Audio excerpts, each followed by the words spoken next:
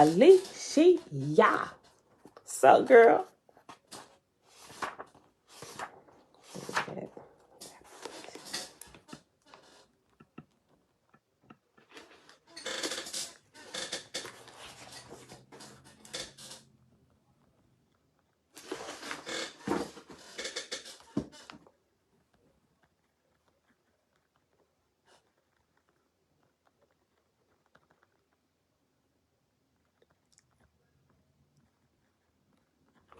So beautiful people, Jen, good morning. Auntie, Belinda Brown, Grand Rising, Grand Rising.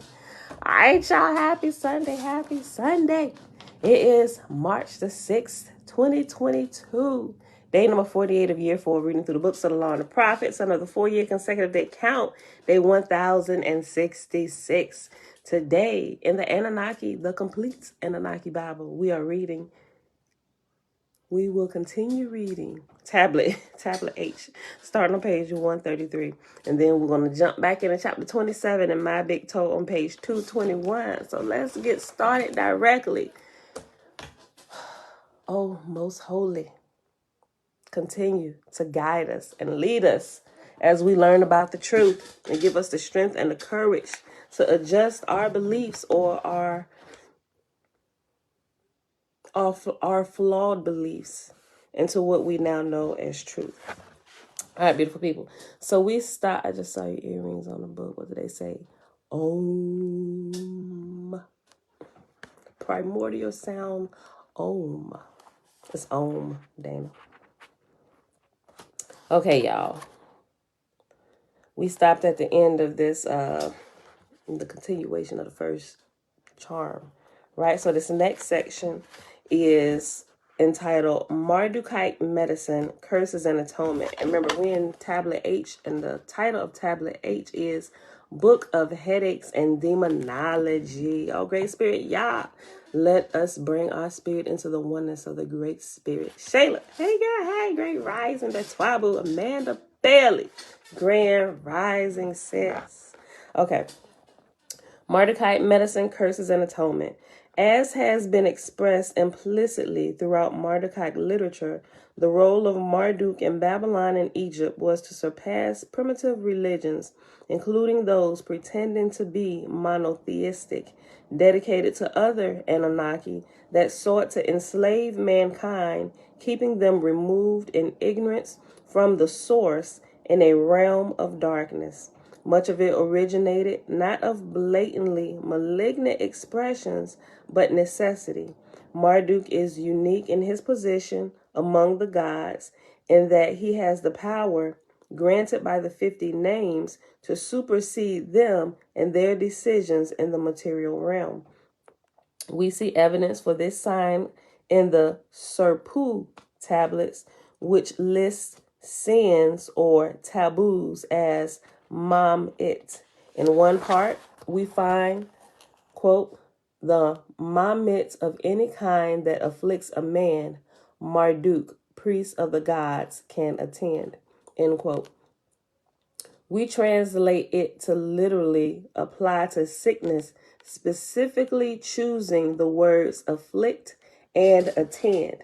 An alternative would be to liken the situation to a curse placed on the person for violating some mammoth, thus replacing these two words with binding and loosen.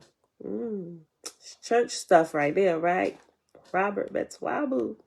Several lines, or is it? The church just borrowed it.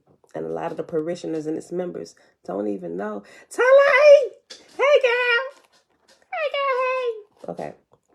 Several lines of the third tablet of the Serpu series are spent in listing the deities whose powers Marduk can actually undo. Quote, Marduk can loosen the mammoth of Anu and Antu, Bel, Enlil, and Belit, Enki and Damkina, Nana and Ningo, Samas and Aa, Adad and Salah, Nabu and Tazmit, Ninib. And it has the ellipses going like it's more names, but they just cut off the quote there. End quote. It continues throughout the entire pantheon. In addition, Marduk is hailed as Musim Simi, I'm sorry, Musim Semet Sa Ilani Kalama, the one who determines or holds the fates of destiny of the gods, though some scholars believe this role to be purely cyclic, connected to the zodiacal ages or revolving among the Annunaki.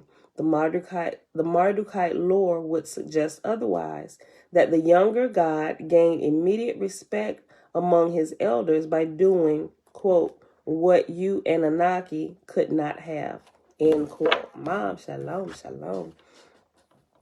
On an Assyrian tablet used for healing, the god Samas is evoked as chief of the gods. Scholarly examination reveals that Samas is Azazel, a being also connected to the wild goat god of the woods, Enki. For to consider Leviticus in the Old Testament, where Aaron cast lots upon two goats, one for the Lord, Baal, and one for Azazel, Samas. Linda, morning. The goat selected by the Lord is sacrificed as a sin offering, but the goat to Samas is to be presented while still living to the Lord to make atonement over it, and then it is set free into the wilderness, apparently the wild domain of Azazel. Azazel, Samas, appears frequently in Judeo-Christian scriptures in relation to the Day of Atonement. Everybody should be familiar with that, right? Everybody remember that? Dane, I know you guys remember it.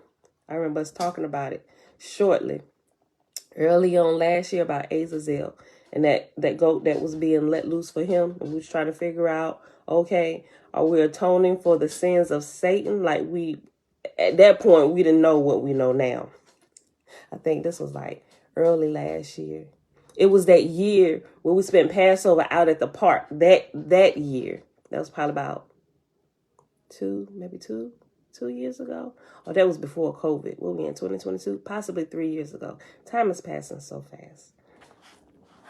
Okay. Yes. Okay, let me go back. I'm going to read this part again. On an Assyrian tablet used for healing, the god Samas is evoked as chief of the gods. Scholarly examination reveals that Samas is Azazel, a being also connected to the wild goat god of the woods, and in parentheses is Enki. For to consider Leviticus in the Old Testament, where Aaron cast lots upon two goats, one for the Lord, which we thought it was the God of all creation, which we call Yah, right? But in parentheses, it has Enki, right? In the Old Testament, consider in the Old Testament where Aaron cast lots upon two goats, one for the Lord, Baal, and one for Azazel, Samas. The goat selected by the Lord is sacrificed as a sin offering, but the goat to Samas is to be presented while still living to the Lord to make atonement over it, and then it is set free into the wilderness, apparently the wild domain of Azazel. Azazel, Samas, appears frequently in Judeo-Christian scriptures in relation to the Day of Atonement. Now, if they have this same exact story in the ancient Sumerian text with Azazel and Samas, why is it in the Torah being related to Yah like it's original, like it's for his people, the Israelite brethren and sistren, right? That story didn't begin there. It is not original. I'm just saying, everybody, we just trying to figure out what's truth and what's error here. I'm just saying, it raises some questions. Y'all got to have enough courage to ask the question. Excuse me. I got a question, if I may, right? I ain't trying to piss nobody off, but can we state the obvious here? I'm just saying. The Assyrian tablet reads, quote, by the Ma'at, power word of truth of Enki, may this man, the son of his God, remember, it's the name of whoever is doing that prayer or incantation or spell, right? Same thing. May this man, the son of his God, N, become pure, clean, and bright among things. May this man be cleansed like a vessel of fat, lard, oil. May this man be cleansed like a vessel of butter, etc. Unto Samaz, chief of the gods, commend him. By Samaz, chief of the gods, may this man's welfare be protected, secured, sealed by the hands of the Annunaki gods. End quote.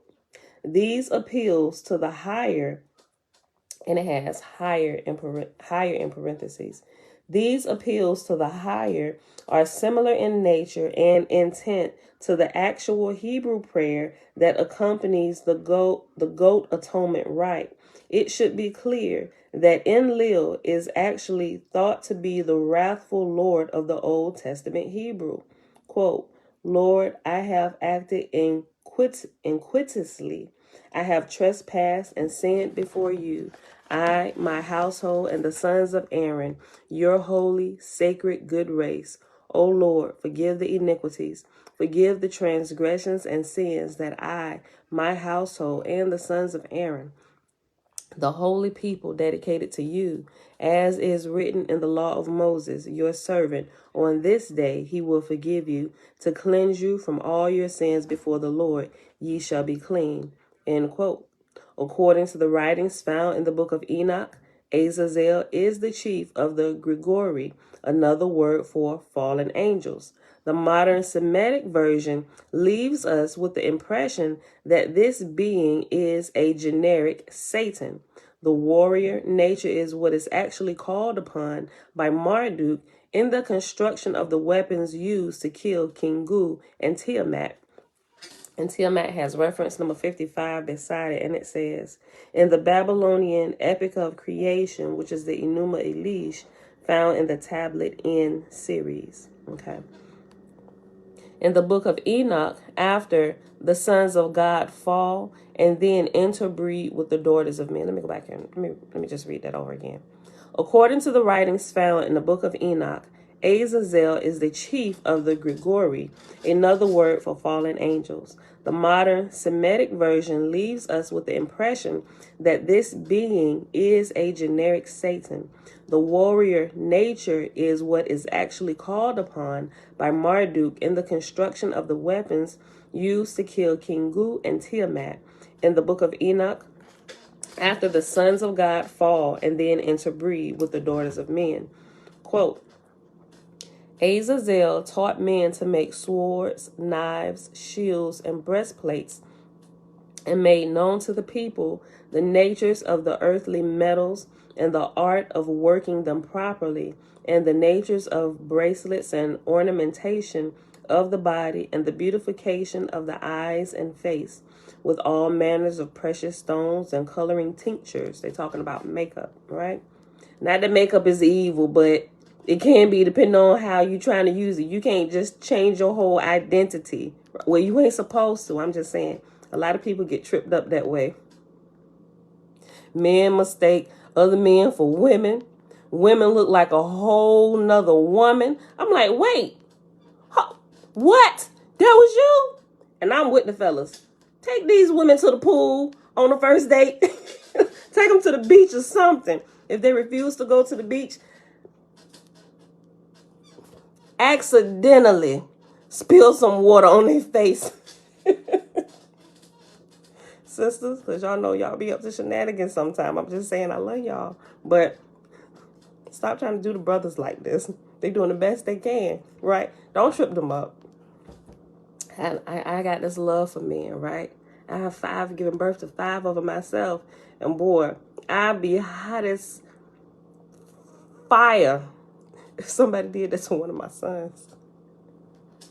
Don't. So I root for the men loudly. Loudly I root for them. Not that I root any less for the girls, because we'll go to blows for the girls too. But I'm just saying, I have a special love in my heart, deep down in my shanana, for the men. Don't do them like that. Okay. The physical, hold on, no, I didn't even finish reading that. Let me go back up. Azazel taught men to make swords, knives, shields, and breastplates, and made known to the people the natures of the earthly metals and the art of working them properly, and the natures of bracelets and ornamentation of the body, and the beautification of the eyes and face, with all manners of precious stones and coloring tinctures. And there arose much godlessness in the hearts of the people, for they had become vain with their knowledge, and committed acts of fornication. Now being that they were led astray, they had easily become completely corrupted in their ways. Oh, Dana, okay, we can't lead it out. You right. She said, look at these men having these fake beards. Now,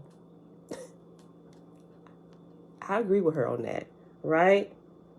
Don't do that either. Take the time and grow it out, because you know what? It's about what's the word? The women are attracted to men with, I learned a little bit about it. I forgot what I was listening to, but they started getting into it. They was taught, no. What book? I think it wasn't Yaki. Yaki was actually talking about it, but I was listening to something else. It was talking about the pheromones that animals give off. They got whole head pieces.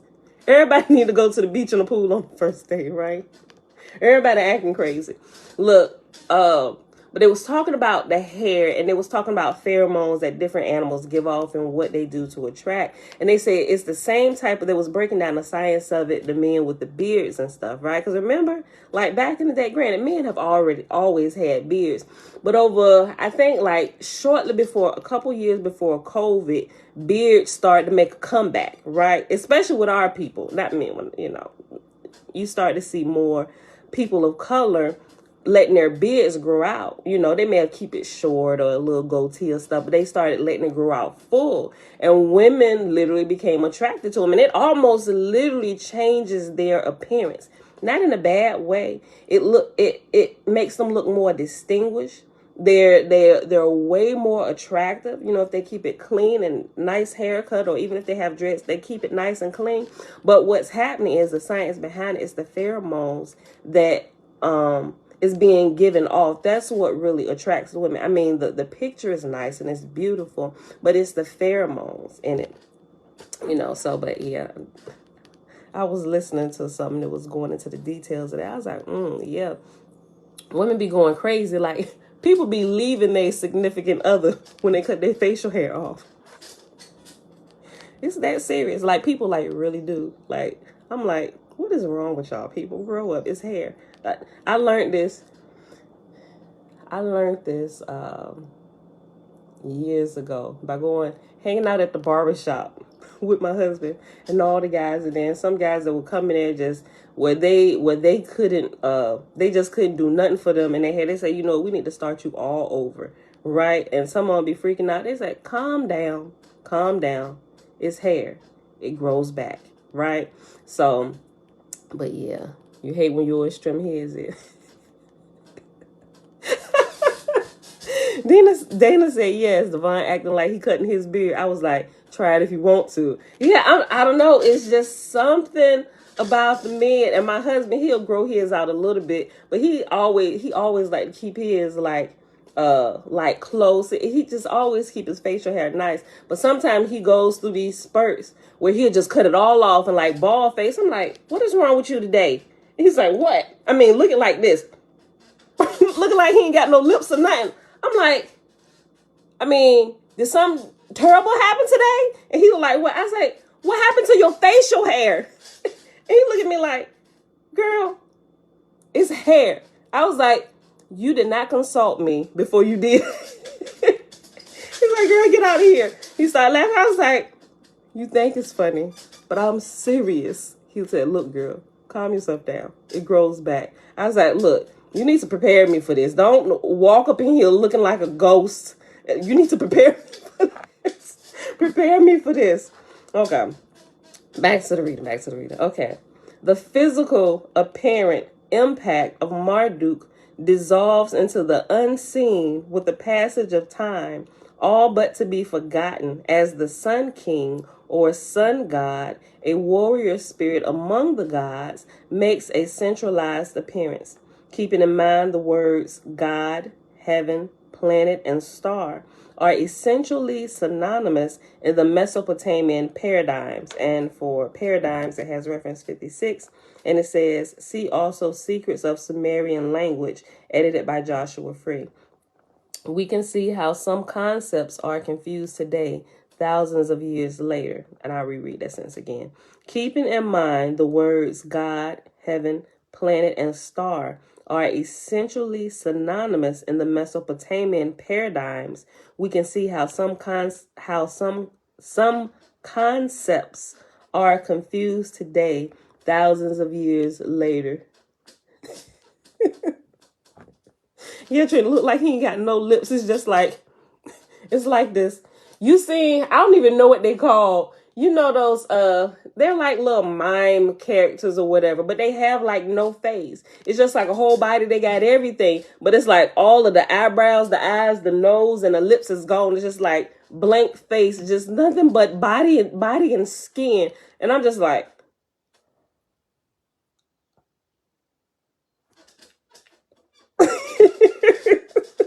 Dana said she would be shook. Devon's is long. Yeah. Yeah, he did. Okay, I didn't see his one from last night. I know he did one a couple months ago. As a matter of fact, I'm gonna share it. It was really good. It was really good. Okay, hold on. Yaki hair.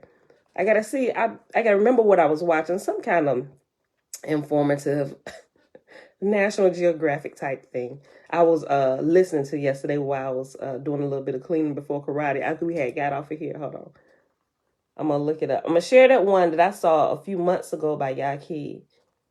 And then I'm gonna check out his one that he did last night, and I'll probably reshare that too. But yeah, it's really enlightening. It really is, and it makes sense. It really makes sense, and I can understand it. Going from somebody who, even females, going from somebody who used to wear perms and stuff, and I've always kind of kept short hairstyles. But then once I went plant-based, when I went plant-based, it began to change my whole outlook on my skin and my body and how I wear my hair and the chemicals and stuff that would affect my skin when you're using the perms and stuff. I was like, I got to stop all of this. So when I went plant-based, all of those things began to come to light, and I began to realize it. And that's when I started going natural. So I ain't put no chemicals in my hair. And since 2010. It's 2022. You know, now I've gone through my phases, let my dreads grow out, cut them. Let my dreads grow out, shave them, you know. Like, I will literally go to the barbershop, give me a Caesar, start all over. My husband like, what's wrong with you? Hey, weren't you the one who taught me in the same barbershop that it's only hair and it grows back?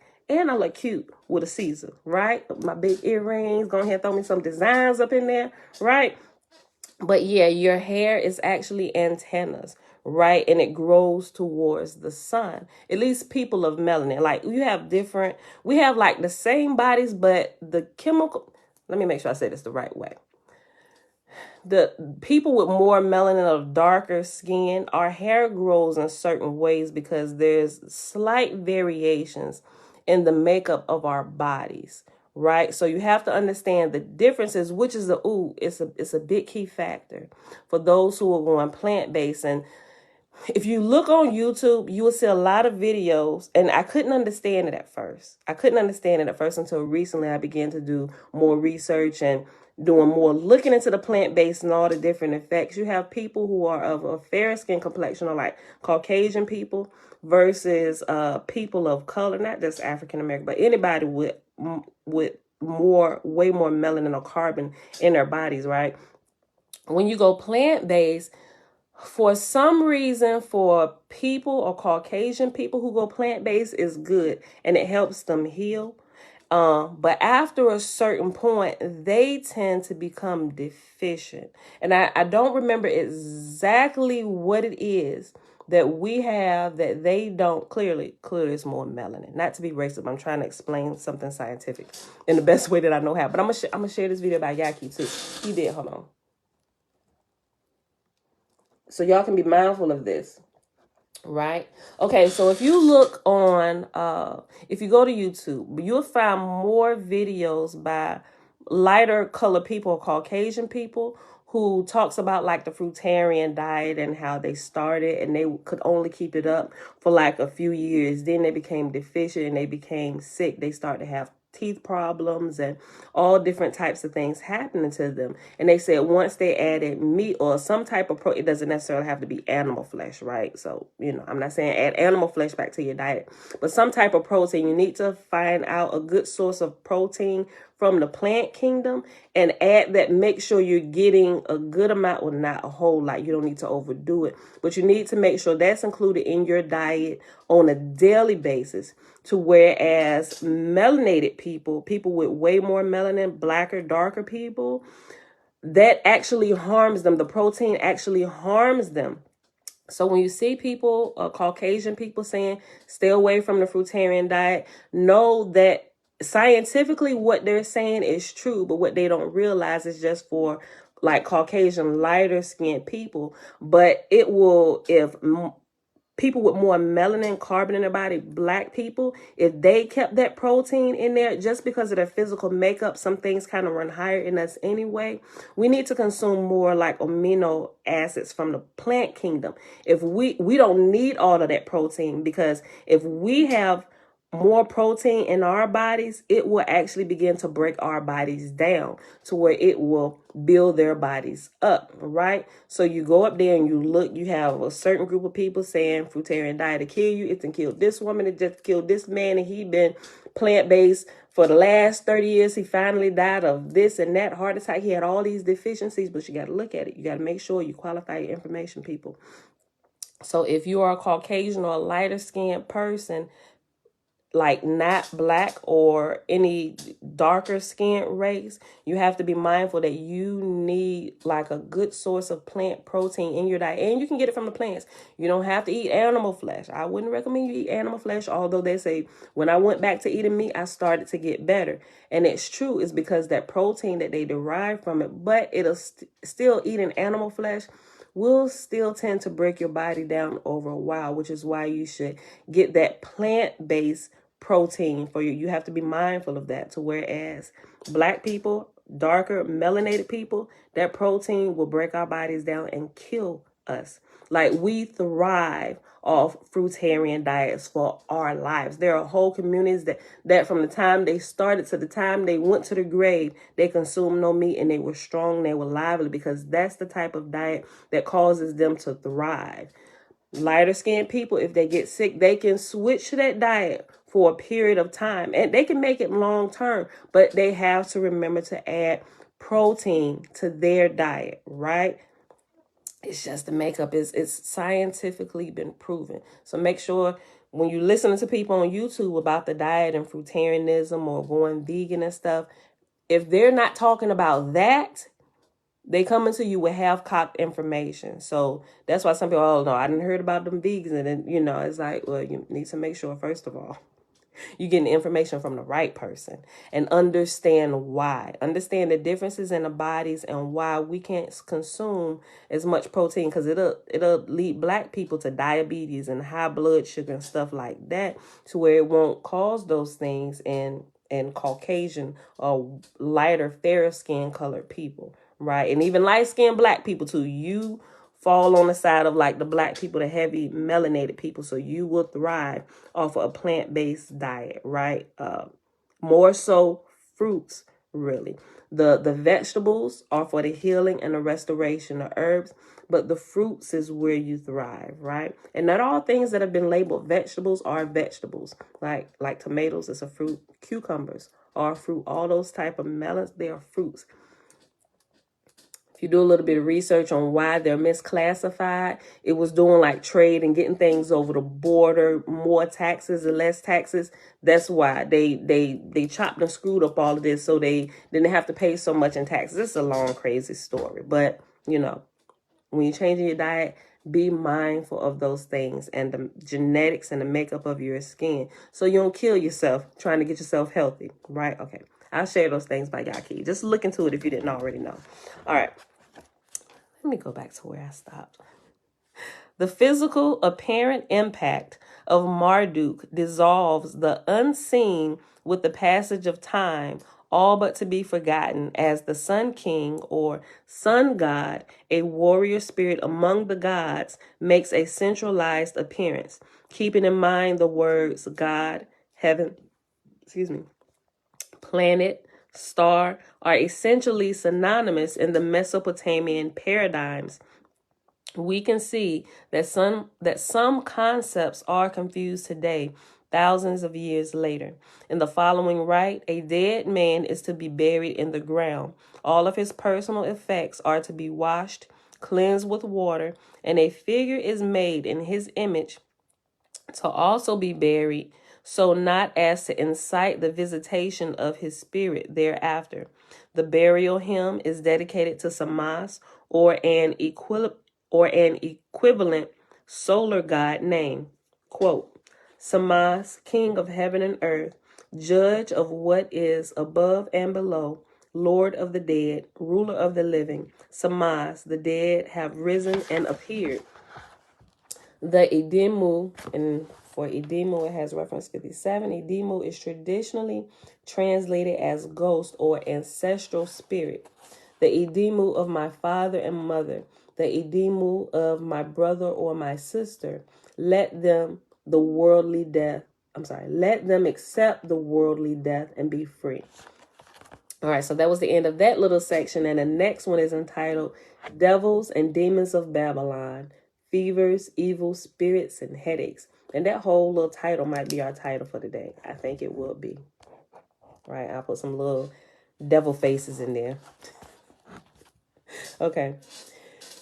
It is curious to the present editor that it was in the first decade of the 20th century that so many ancient tablets came under public attention, translated from their original cuneiform by some extraordinary and adventurous minds, most of them not even realizing what part they were playing as the gates began to crack open.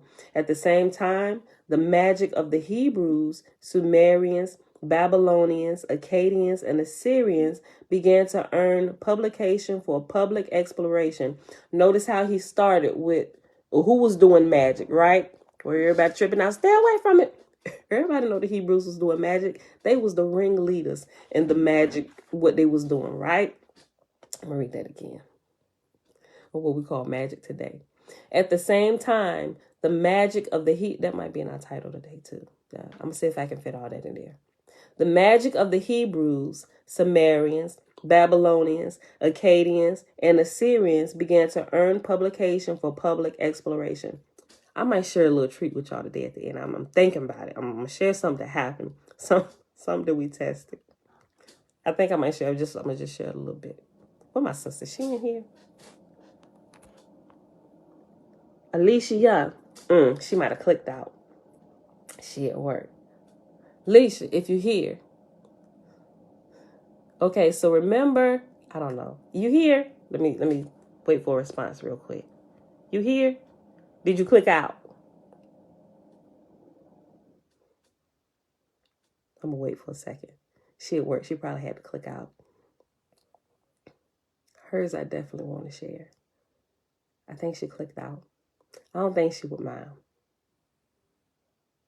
It's one of those road opener type things that we did to loosen up some stuff that we learned about. It loosened up some stuff from the past and manifested itself in the future. Some that we were not even aware of. She ain't here. She responded.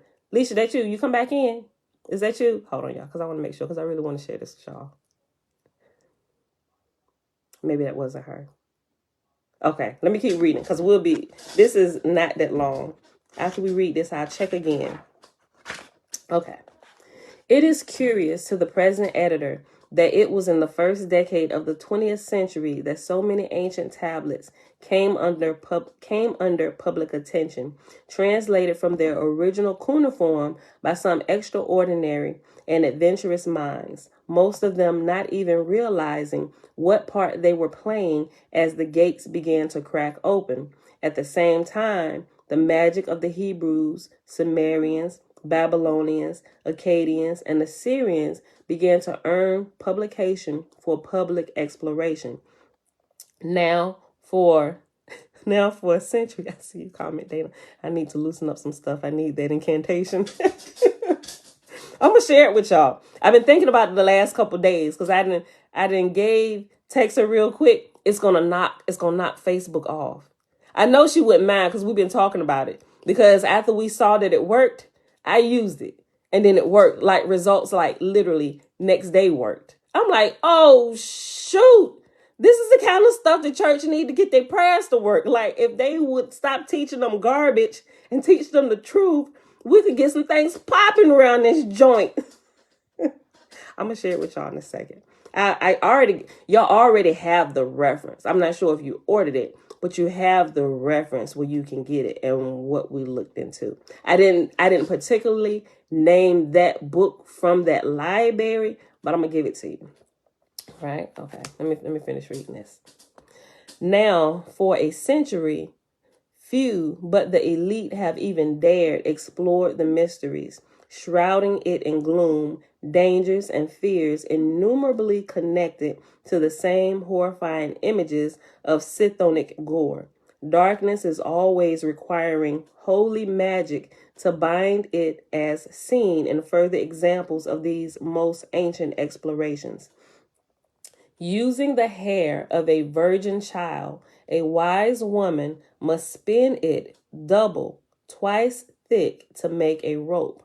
Bind twice, 7, 14 knots. Or bind twice, 7, and it has in the brackets, which is when you bind twice, that means 14. 7 times 2, 7 times 2, twice, 14. Okay, y'all get it. Bind twice, 7, in brackets, 14 knots. Perform the incantation of Eridu, and it has reference 57 for incantation of Eridu, and that says, incantation of Eridu, Mardukite pentagram right in Y tablet in this anthology. So we're going to get to it, right? Okay. Quote, bind the head of the sick man, bind the neck of the sick man, bind the life of the sick man, bind the limbs of the sick man, end quote. And also, listen, let me when I read about it, it wasn't so like crazy to me. And we didn't have to like take like, remember, it ain't nothing like you got to get one back wing and you have to get 2 strands of hair from a werewolf's back. You know how you see on movies, you got to get all these ingredients to do a magic spell. It ain't nothing like that. The movies will absolutely throw you off and make you retarded. If you listen to them with some of this stuff. Now, some people actually, they figure out ways to make this so hard and you have to use all these ingredients when you absolutely really do not, right? Now, something I learned from my uncle years ago with my oldest son, who is now 25, with a wife and 3 kids of his own, right? Uncle JB, Grand Rising, Hardhead Nardo, Shalom, Shalom. Look, so we were having it. Okay. So something. Okay. Let me just pause real quick. Maybe I should wait. Okay. I'll wait. Let me finish reading this little section and then I'll share that story. Then I'll share with you why I shared that story and share with you the thing that we tried. Okay. All right. Hold on. Encircle the couch or the bed, etc. The man lays in with the waters of the incantation. Holy water or water blessed by the priest incantations prior, and may the headache ascend to heaven as the smoke of the incense of purification. And like the waters that rain down on the lands, may the headache be seeped deep in the beneath, returning to the underworld in which it was born. The incantation of finality, a prayer of Amen, it is finished, or so mote it be, used in the exercising rites. Quote, Z Dinger Anna Anu Kanpa, by the heavens you are exercised, so conjure be it. Z Dinger Kia Kanpi, Kanpa, by the earth you are exercised, so conjure be it. Ban, ban, ban, by the gods I conjure an impassable barrier. By the heavens I conjure an impassable blockade. By the earth, I conjure an impassable bridge. By the heavens and earth, powers of light and darkness, I conjure the binding that none shall break. No God shall annul, no man shall change. A net without escape, which cannot be used for evil. And then it has in brackets, restored ending to the prayer of finality. And it goes on. Amat Ia Linsu Dinger Damgal Nuna Hing City. And then it has like brackets and ellipses within the brackets. May the word of Ma'at of Inki make clear passage for me. Damkina list e sir dinger silig ilim nun na dusag zuabij saga tag tag libi zakan. May Damkina guide us with the light of the truth and the eldest son of the deep. Marduk Medru Ritsiu Sa Apsi Bunu Du Mi Ku. Marduk, thine is the power to brighten and bless. Then it has the 3 asterisks, and it has this last little paragraph, and it says, an evil spirit is prevalent in the land. It torments the people, both above and below. It is a pestilence, a plague with no rest. It wishes desolation for all wherever it goes. The great demon, the great spirit, the great fiend, that which roams where the multitudes gather, the angry, fierce, quaking storm that thrashes about like the pestilence in the streets, which Nergal had brought. It is not I, but Marduk who performs the incantations. And that is where we're going to pause at right here, because we're at the 41 minutes and we haven't read the My Big Toe yet. I'm trying to see who this huge truck is sitting out here in front of my house. All right. But we'll get back to this, and it goes into the causes of headache, disease, and possession, right? And that's actually the last little part. We'll read that tomorrow. Okay, but let me share this with y'all real quick before we start My Big Toe. Okay, so Audrey, shalom, shalom. Okay, so this has a little to do with what they call magic, but not necessarily magic for real, right? Is understanding what's happening and commanding a certain thing. And when you do it, the unseen realms actually hear and help. Okay, so when I first learned about it, I didn't learn about it in these terms, right? And I just learned from my uncles, like a short little prayer. So earlier, many years ago, all of his children are grown and out the house now, right? Okay, Alicia, are you here? Okay, so let me just... Okay, so you remember what we tried with the little, well, let's just call it the magical cash book. Can I share the results? Your results of what we did? Oh, I know who that is. That's why I come to fix my truck. Can I share that? I'm not sure if you were responding, if you heard me earlier. Oh, okay. All right, cool. Where's my husband? Hold on. Let me just talk till you come to the door. Let me just unlock it. Hold on. Let me just unlock the door for him, because I know my husband said he was coming, but he ain't got back here to the house. Hold on, y'all. Let me see if you need the key. Hold on. Hey. Good. You got everything you need? Yeah. Okay, you need a key?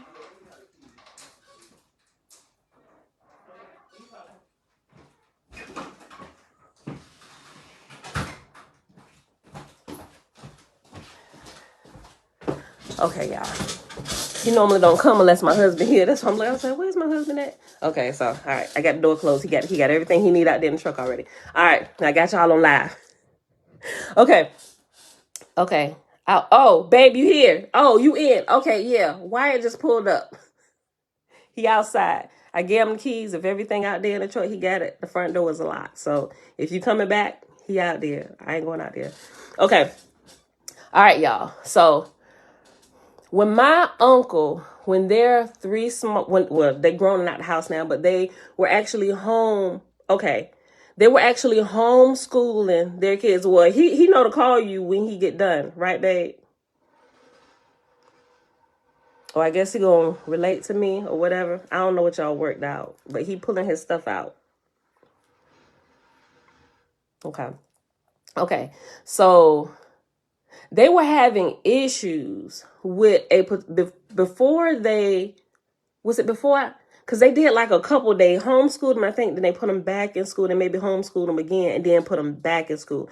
But between one of these things, they had an issue with one of the teachers. I believe it. Yeah, no, I'm sorry. It wasn't a teacher. I just saw the picture when my uncle was explaining it to me. It was a bus driver that they had at one of the points where they put him back in. And I want to say it was, I'm not sure exactly which of the children, but it was an issue. They were, the bus driver was being a bit of a butt, right?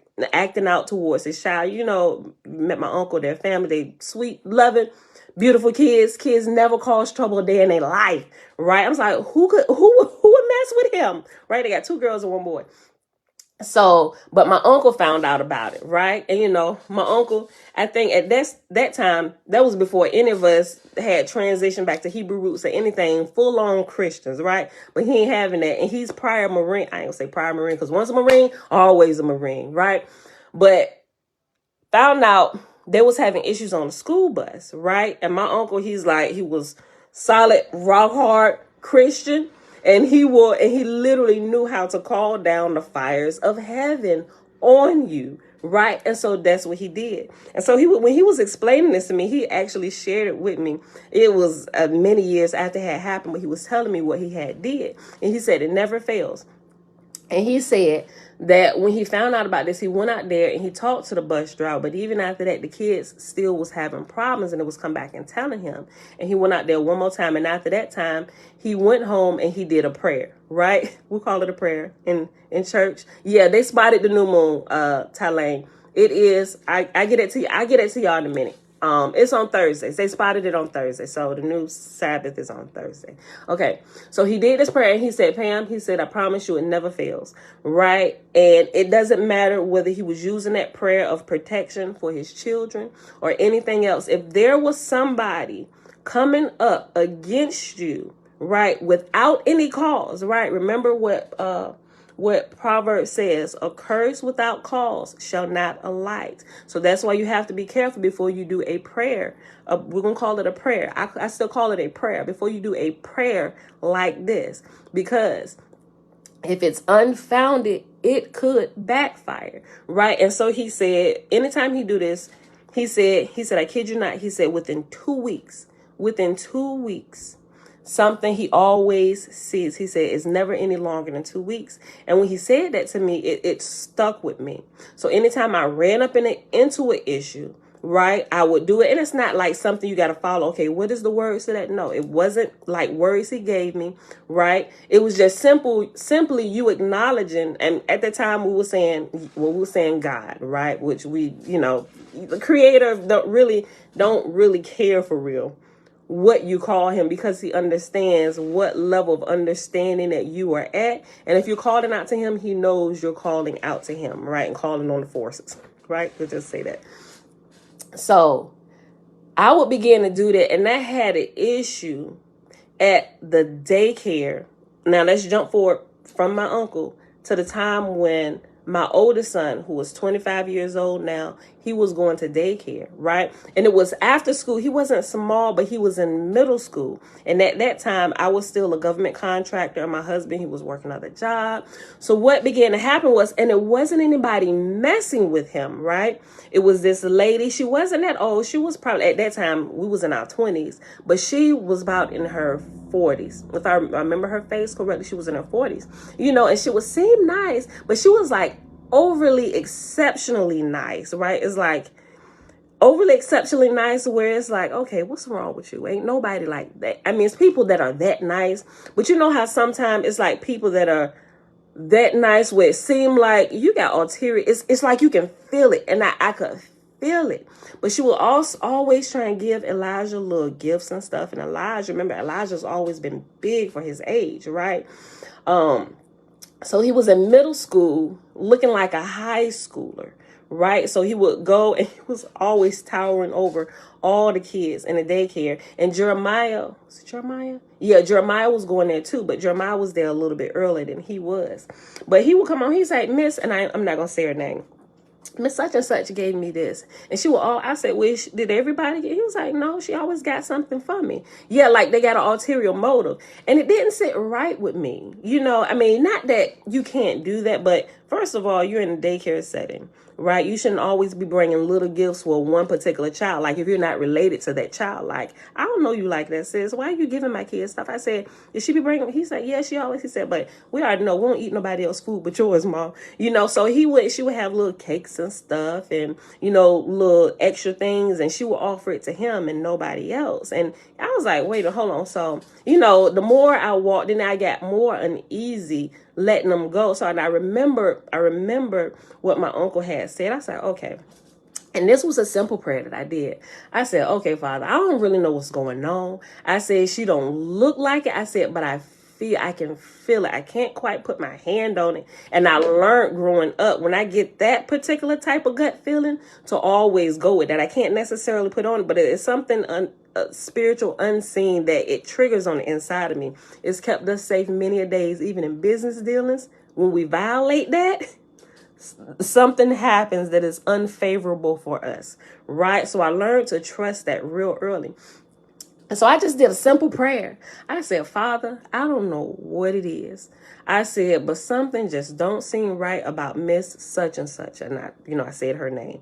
I said, and it wasn't the owner of the daycare. It was somebody that the owner who we were really cool with, who we knew for years, and we trusted her with our children, right? But it was somebody she had hired recently, and this woman had been there for about maybe 6 months or whatever. But it was towards the 4-month period of her being there to where this stuff started coming out. And Elijah started saying something because he was kind of uncomfortable. He felt like he was being, like called out kind of, but not that anything was bad, but he said he just kind of felt uneasy, So I was like, Father, I don't really know what's going on, but I don't really have a good feeling about this. And I don't know about Miss such and such. I said, so if there is anything, I said, if this gut feeling that I have, I said, if this is right, and if she has ulterior motives to do something to my son or with my son, I don't really know what it is. I said, but you need to remove her immediately, right? And this was a simple prayer that I did. And you know what happened? About a week, not even 2 weeks, that woman was gone. We never seen again. And I inquired of the owner. I said, I noticed I haven't been seeing, Miss such and such. She said, oh, girl, one day she came and said she couldn't work here anymore. She had to move out of town. And I'm like, really? I said, it was like, I'm being, trying to, I was like, family member, I hope everything is okay. She said, yeah, she said she had to go. She couldn't even put in a 2 weeks notice, but she said she had to go, something with her family. She had to move out of town and she was leaving in a couple of days. I was like, wow, I hope everything is okay. And then when I left out there, I'm like, you the man. I'm like, okay, right? So that was one real big thing.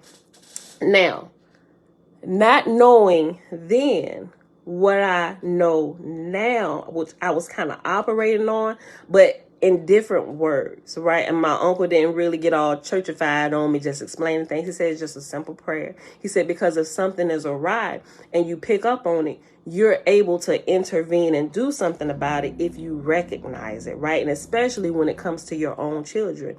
If it's being directed at you or one of your loved ones, you can do it, right? And so if you look in those books that I mentioned from the Gallery of Magic, you will see the different protection ones in there. And it'll tell you the same thing. You can use protection prayers or spells to protect yourself or family members and friends who are being harassed or things that are coming up against them, even if they have court cases. All these things that you hear about in church that they have in prayer books, they also have it there. But this is like more information and more detail, and it kind of explains to you what happens, sort of kind of what happens in the unseen realm that stands behind you, especially when you are in the right? When you are pure and holy, or you are I ain't gonna necessarily say without sin because of some stuff. He said it will still work even if you live in a complete vagabond life. So you have to take the responsibility to make sure you're not doing anything to cause harm to others. Okay, so with that being said, I shared that with you because within this gallery of magic, the books that I shared with you that I have, there's also one in there that'll help clear the roads, right? And it's kind of like the same principle. It's not, well, it is, because if there's a person blocking a road, keeping things from flowing to you, that person will be removed or adjusted or whatever needs to happen to, move. Okay. Now, we did this also again where, I don't know. I mentioned it before. Okay, so I won't call any names. So we found out also, me and my, I gotta be careful. Because I'm not sure that I'm not sure that a certain person in our family quite understands this yet. But there was somebody in my family who was being abused, right? And we found out about it. And we wanted to go lay hands, like our physical hands on this particular person, right? But I'm like, let's not do that. Let's touch them without touching them, right? And we did the same type of thing, but now we knew all of this stuff. We knew, what I'm telling you now, we were already into learning about it and deciphering truth from error and what works and doesn't work. So now we had a little bit more information. We were very specific with what we said. But then we was like, okay, we have to be careful, because if our family member is guilty in any way, I'm trying to word this the right way. If our family member is guilty in any kind of way and possibly, like going back and forth, it's like a mutual thing where they beating on each other, then this kind of might backfire because they done both lost their mind and maybe we shouldn't intervene, right? I'll say it. But if this other party is truly lording their strength over our family member and our family member is truly scared and feels powerless to fight back, then we're going to step in and we're going to lay hands without physically laying our hands on this person. And as I said, we need to structure this prayer right, just because we're not actually sure. And we've talked to this person and they said they weren't. And so we kind of took their word, and just by the demeanor of the person and knowing our family member, we believe them, right? Just because that's not their character to be going out bullying and fighting people, especially not fighting men, right? Because it's a female. So it's like, okay, we got to structure it the right way, make sure, but we was almost 100% sure that our family member wasn't the initiator of these fights, and this outside person, right, was the one who was attacking our family member. So when we structured the prayer, now I would say this one, it didn't happen in 2 weeks. It was a little bit longer, but it was within a 2-month period, right? So after we did the prayer, things shifted. It started shifting a little bit, and their whole scene began to be thrown in turmoil, right? Now, we don't necessarily see what the unseen forces are doing. We just see the outcome and them reacting to their circumstances, but there are unseen forces shaking up the situation to help break free the person who's being abused, right? And so once that was shaken, and people from the outside that may not understand what's going on, it's like, what is y'all doing? Is you got sin in your life? But we kind of understood what was happening. The situation was being shaken up to break loose our family member from the abuse that was happening. And it's sad to say, when you do prayers like this, it depends, because we don't decide. We don't decide whether the person gets to continue living on the earth or goes into the unseen realm and becomes an ancestor, right? That's not really our choice. I mean, we could make that choice, but we chose not to do that. We said by whatever means necessary to break our family member free from the abuse that was happening and to keep them free. And apparently the unseen forces of the world thought it best that the person who was abusing our family member no longer walk the earth. Now that shook us down to our deep core. We was like, holy crap, this stuff works. But excuse me, I almost choked on my own spit. I'm sorry, that was gross. But it was a real, like, life or death type thing in our family members' particular situation, right? So if nothing had been done, right now, you can call on the forces, the police here to kind of help you, but it's like domestic issues, battery, all this stuff type thing going on, then your name get put in the system. Both of you, that's not what we really wanted. You know, we wanted the situation to be done so she can regain her composure and pull her life together and break free from this situation. Sometimes we don't need to call on the physical forces here. We need to call on the unseen forces, right? And as more time passes, as the days pass, we really begin to understand why church indoctrination and taking the gospel to the four corners of the earth, why it's as strong as it is. When I tell you, we have unseen helpers who help us. We have unseen helpers who help us. Now, you may be triggered by some of the words that the people use. When you hear them just waking up, they start work, they go back to the worshiping of the ancestors and all this stuff. They just like waking up and they don't know what to do. They say, oh, this is what goes, this is what works, and this is what they label it, right? Just like we label and we call the creator of the universe Jesus. That's what we know. Okay, this is what seemed to work. I think this is what it is. This is what everybody's saying it is. This is what it is. It's that type of thing, right? Ancestors, in the correct understanding of the word ancestor, is those who used to live on the earth that are no longer living on earth. They've gone through the death passage. Their physical bodies have died, but they are alive and well. When I say they are alive and well, they are alive and well, and a lot of them are still in this realm. Now, some help that you get, it will be from them. Right? It will be from them because they can still interact with this physical realm. You just can't see them, but they're kind of stuck here for a period of time until they're able to transition, right? But some of your help will come from them. The church has taught that the unseen realm is either one or two things. It's either demons or angels. What I know today, and from actually experiencing and have more out-of-body experiences and thinking about a lot of things that happened early in life and what I'm understanding now, it's unseen human forces who no longer have their flesh, right? Think about in the New Testament. This is when I really start to kind of pay attention to it. It's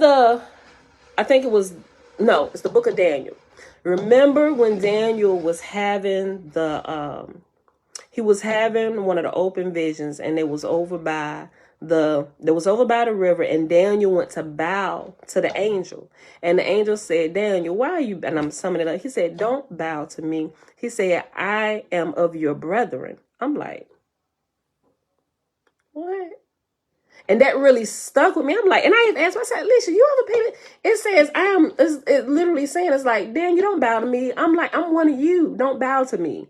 Right. And I'm like, I was like, do you think, and me and my sister was kind of wrong. I was like, do you think that what we call angels is actually maybe those of us who have actually died? And you heard some people say, oh, they didn't gain their wings.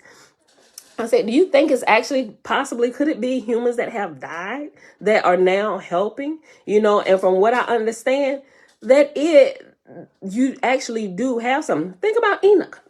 Wasn't Enoch a human person? From what we understand, wasn't he of us? He was one of our brethren. And who is he now? He is called Metatron, or the angel of the face, right? He's considered an angel now. So all of these things I'm thinking about with some of the prayers that we do. And I'm like, wait a minute, what is really going on here? Like, we really can cause things to happen. We can literally, like, It's like we mentally assent to, I'm a prayer, and God is going to answer me. And yes, it happens, right? But I don't think we really take the time and think about the logistics or what is really happening behind the scenes, or what is really taking place and the help that's actually coming to help us, right? A lot of times people say, oh, they done caught angels on their rings or the heat or whatever. All this stuff. People were really trying to grasp for straws, trying to figure things out that we're catching, that we're seeing, that we're experiencing. And when we don't know, or when it's too much, it's like, oh, it's either, we're going to classify it as one or two things. It's either of God or it's not. It's either of God or it's of the devil. It's an angel or it's a demon, right? It's God or it's Satan, right? And I really wish it was just as black and white as that, right? But there is so much in this gray area that we haven't even explored, that's there, that has been in our face. Like we live in the gray area. Like we are the gray. If that makes any sense. We are the gray. Your hardhead said, my grandma said that it was spirits that didn't want to cross over yet. There are some they can choose not to cross over or continue to ascend in their development spiritually. But when they pass from this life to the next, it's like everything about this realm, it's like they have like full knowledge of this realm. That's why they can help. Now, of the realms above, not so much, because they have to continue to grow spiritually. It's just like ascending those stairs. Remember we talked about ascending those stairs to Pharaoh's throne? You can, depending on each stair, represent a language of a nation. You could only ascend the stairs up to Pharaoh, and Pharaoh being on the top with the 70th step. You could only ascend the stairs depending on how many languages you knew. So if you only knew 4 languages, you could only ascend 4 stairs and speak to Pharaoh. Then the people in between have to send that message up to him because he couldn't hear you. He on stair. He had 70, my G. Ain't nobody hearing you down there on stair number 4, right? Earth would be like platform. We haven't even ascended to the first step. The first step would be crossing from earth into death, or what we call death, or losing this flesh, and you go on to the next level. Is that next step. Those there on that next step, that first step, they can communicate with with those here trapped in hell. Let's just call it that, right? Y'all get what I'm saying. Those here still on the earth, they can talk to you. They can tell you what's going on. They have full knowledge of what's going on in this earth right now, which is why sometimes you, like I mentioned, you see paranormal activity going on. A lot of times it's not ghosts or demons. It could be, oh, is Alicia here? She been having some crazy stuff happen at her house. I was like, now I understand. I said, I bet that was Aunt Shelly. Like, we be joking around and stuff, right? But I'm going to get to the whole point of the book of what we use, so y'all can take a look at it to help clear up the roads. But I want to kind of get these little backstories, and we ain't going to read none of my big toe today because we're already like at an hour and 7 minutes. So, but it's them trying to get your attention or to help you out. Like, seriously. I used to think that was a bunch of garbage. Like, yeah, y'all get out of here. Y'all, listen, you need to go repent. You're straddling the line. Like, that was me. Until things started happening to me, I'm like, wait a minute, I don't have any answers for this. And I'm starting to go search, like, wait a minute, hold on. Is this really this? I heard people trying to tell me about this. I'm like, wait a minute. And then I started looking at some of the, what they call, African spirituality. That's the going term for it today, right? But it's really, they say the ancestors are helping you. Okay, if you want to put that term, some people get triggered by that. Okay, I get it. If you don't want to say it, okay, just say the angels of God are helping you, right? Okay. It's still the same thing happening. The whole point is, I brought that up, is because I said, now I really understand. Because remember I told y'all, me and my sister was always running. It seemed like some scriptures are just thrown right in there, right in the middle. And it doesn't make sense why this particular scripture is placed right here, right? And they tell you don't talk to the dead. First of all, they teach you about the dead the wrong way. They're not dead. They never died. They just shed their flesh, but they are not dead. But we are taught that when you shed your flesh, you don't ever talk to them again, although they are always trying to communicate with us, right? And they tell us not to talk to the dead, but you want us to talk to a God we can't see, right? And just stay with me, right? They tell you don't. They pinpoint certain groups of people which are our helpers. We help one another. They're able to help us from a little bit higher level while we're still here, stuck on stupid in the earth, right?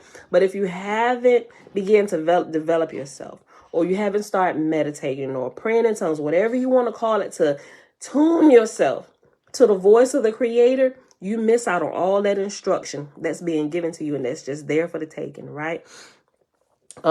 That's how people can pull things from the unseen realm, where they say their ancestors or angel gave them this, and now they're millionaires, right? They gave them this formula to cure eczema in our people, this, that, all these different things. I'm like, how is this? There was a woman, it's this company, Honeypot. Y'all ever heard of Honeypot?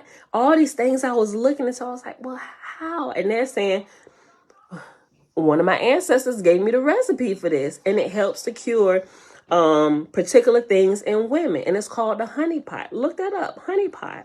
Look it up. Look up the inventor of Honeypot, and look at how she said she got the recipe for this natural cleanser for women to cleanse their womanly parts that actually helps to cure some things that they can't get rid of, and it's natural, right? You don't have to go get drugs and take all these antibiotics for things that are happening to you. She said that little recipe or secret was given to her by one of her ancestors. I'm like, okay. I was still being triggered by the word ancestor. I'm like, okay. Yeah, you use her products. I use her products too. When I found out about it, I was like, I'm supporting sis. Let me get her stuff. And you can order from Amazon too. You can order directly from her site, but you can get it from Amazon as well, right? So all of these things I'm just kind of I'm putting it on the table. Like, all this stuff got to go on the table. We got to figure this out. Yeah, she has it right in her packaging. They got it in Target too. Okay, I ain't seen it. I haven't really looked at it in Target because I've just been ordering it offline. But all of these things, not just them, right? So I was like, Zay, you got to cut that down a little bit. So I was like, okay. I was like, there is definitely something to this. I'm like, okay, so they're telling us, and listen, I really don't want to sound racist here, but this is just kind of how it's been, right? Okay, so it's like and it's really not just black people, but you see white people too, and they just kind of fall into the same trap. They tell you, don't talk to the dead. And so I can get that. Y'all hear me joke about it. Oh my gosh, don't talk to them. That ain't granddaddy, right? Y'all hear me joke about it a lot. But now what I'm understanding, I'm like, oh shoot, granddaddy really is still alive. But when you watch movies, they teach you about it, but they throw their spin on it to make it look ludicrous, especially if you haven't actually had these experiences, right? So it kind of muddies the waters a lot for us. And it tells you don't talk to the dead, you talking to the devil and all this stuff, which by doing that, you don't get the opportunity to grow. They automatically cut this off for you to even explore and just look at to see if it's truly garbage, right? I'm at the point, which is, you told me to stay away from what? Okay, I'm gonna note it, duly noted. Now I'm gonna still look into it, but cautiously, right? I'm like, Father, protect me, but I don't trust them. I need to double check and make sure that this is something we truly need to stay away from, or if this is something they're trying to hide with a boogeyman in front of the door, right? Think about it.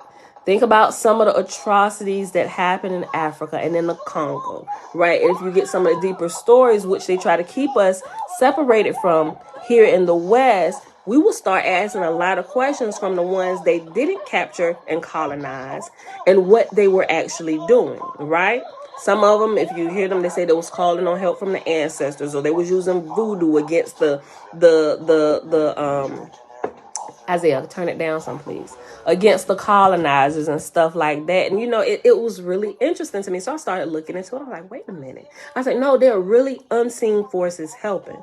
There are really unseen forces helping them. And not necessarily what you would call angels. Because remember I said there are more fierce energies that will help in a time of a war. It's not just a floating on cloud type angel, whatever. But these are literally what the church will call warring angels, but not necessarily angels. In some places, you would call these warring angels actually demons, which is why in that gallery of magic, there are, and they back upstairs on my, you will see, if you pull it up and you look through some of it, other covers, and you will see the different titles where it has demon in there. But don't let it throw you off, y'all. I'm telling you, do not let it throw you off. Go in and actually read what it's saying. It's going to explain to you so you can have a really good understanding of the energies that flow and actually help mankind, right? Now, our responsibility, still being in the flesh, is to be able, first of all, understand that there are different levels of power, right? Some people might just need a skateboard or some skates. Everybody don't need to drive or a rocket ship, a freight train, a crane, monster trucks, even vehicles with Hemi engines. Those would be like the demonic or the stronger or the more fierce powers, right? That's what you can liken demons to, right? When I say you watch the movies and things like Annabelle and all this kind of crazy stuff, the movies muddy the waters for us on understanding the spiritual energies and what happens behind the scenes. So what the church has done, and those who wanted to lord over you, lord over man, because all of man is free. Man should be free. Man should not be subject to any other man, right? Unless you're a child growing up under the tutelage of your parents. And then after that, we put you out there, right? But there are people who really want to control you, take advantage of you. We have to be able to decipher between those type of things, right? And when we find ourselves in a position that's lopsided and not in our favor, we have the ability to do something about it. We can pray to God. We can call on unseen forces. You can call on, if you're more comfortable saying, call on the answers. It's still the same. What I'm telling you, it's still the same energies that's going to help and intervene for you, depending on what you're asking for. But if you are afraid to ask for it, you don't get it. And it's like you're made to stay there and just wait for Jesus to come get me in a sweet by me. He won't come get me. No, I don't want the boats. I know I asked God to save me. I'm not getting on your boat. I'm going to stay in the water. I'm going to keep treading water as long as I can. No, cruise ship, party on, go on. I know I asked God to come save me, but I ain't getting on your boat. He coming to get me. No airplane, helicopter, man, swoop back up in your helicopter. No, please don't pull me out this water, because of Jesus Christ. God is coming to save me. All right, listen here, idiots. We're here on this realm. So when we see things like don't talk to the dead, they've already programmed you to what they want you to think the dead are, to cut you off from your source of help, from your source of power. You have to have the right teachers teaching you about this. You're not calling on the ancestors or dead people or the dead or demons to help you. You are literally calling on the unseen energies to come help intervene, which is why first of all, when you know this, you can do it on purpose. And if we knew this and we did it on purpose, all the lopsided things, upside down things we see in the government, in the continents where we may be scattered across the earth, we could literally, remember I said it before, not be a revolution overnight. It will literally be a revolution within hours, right? We could literally cause an uproar with the unseen forces. But if we are ignorant of the help we have right here in our face, they ain't got nothing else to do but to sit and twiddle their thumbs. They're going to sit and twiddle their thumbs and fingers like, yo, we right here. And it seems to me there are certain things, I don't know, it seems like it. I still haven't figured this out, why some things they will intervene on without us asking, and some things they absolutely will. Not that they won't, but it's like if you don't ask for the help, it's like they won't intervene, right? I haven't quite figured that out, but I think that's something like we have to, I don't know. I think it's a part of the growth here on the physical realm that we kind of lost the connection or the understanding to make the worlds collide or merge back to like they used to be. I think we have to figure that out, which is why for those of us that know it happens for us, right? Yo, Lisa said, let me shed a tear. It's over, right? Look, her girls are so sweet. that, because we look, okay, so our younger children, they haven't necessarily gone through the although they've been in church a few times, but they're kind of born to where we were waking up. So they're not heavily church indoctrinated like some of our older children may be, where we're trying to correct that and break them out of those break them out of those jails. We help put them in by attending churches that are teaching us wrong, right? And teaching us wrong about some things spiritually, right? One day, her girl, she overheard her girl. No, I think she came and talked to her. Was it Bree or Jordan, Leisha? Which one of them was crying? And they noticed that every time that she cried, it rained outside. And it was something, it was a movie, something, I don't know. I can't remember the name of it, but somebody also said that it doesn't, what is it? She's not crying because it's raining. It's raining because she's crying. Something like that. But I think Jordan began to notice that about Bree, or Bree began to notice that about Jordan. When she would cry, it would always be raining outside, right? That's like another whole thing. We're going to have to talk about manipulating the weather and stuff, right? Y'all, you can really call on unseen forces to cause things to happen. A lot of times when you got tornadoes and stuff coming, you know how the church teach you, pray against it, bind up the devil, hold back the forces, the angels of God, throw up an unseen barrier, turn this water back from the east to the west, go back out to the ocean, all those things, right? Like, yo, you are calling on unseen powers. It's not necessarily the creator himself. It's the unseen forces that are helping us. Y'all ever wonder about the hurricanes, where all hurricanes originate from? The coast of Africa, my G? Yo, the coast of Africa want to tear apart the West because of what they did. Right? But you got Africa want to completely destroy those who came over and colonized them and sending them forces this way. But you got us here that are stuck like, yo, my G, go back to the ocean. We over here. You can't destroy. It's really, if you really, we ain't really gonna get into that yet. But we gonna get into it, but y'all gotta start paying attention. And y'all can go test it and taste the pudding. I kid you not, y'all. I kid you not. Don't think I'm crazy. That's what I was like, y'all. If y'all ain't been with me, y'all got to go back. Go back to some earlier videos and build yourself to where we going. Because I got to share some stuff with y'all. Like, because it's time out for all the shenanigans. We can control a lot of stuff without putting our hands on it. Things that'll get real nasty and dirty quick.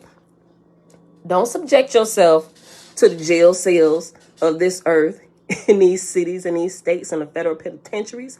Don't do that. There's a way to put your hands on it without putting your fleshly hands on it, my G. Pay attention. Stay in class. Don't leave early. I'm trying to help y'all out.